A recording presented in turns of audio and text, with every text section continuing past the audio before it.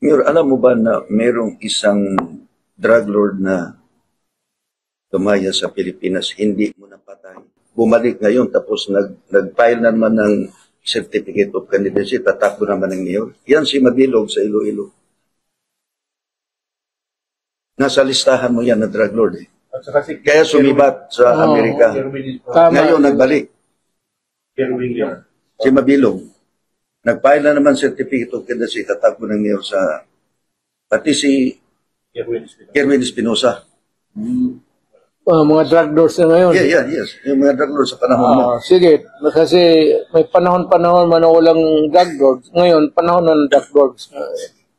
Totoo yun, panahon ngayon ng drug lord. Ako retired na.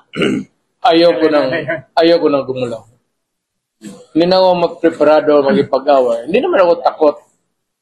But ayaw ko na kasi tapos na ang panahon na binigay ng Diyos sa akin. I was given the responsibility of a mayor, of being a prosecutor, mayor, president.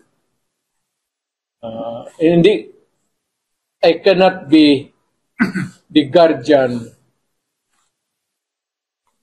of my people for all time.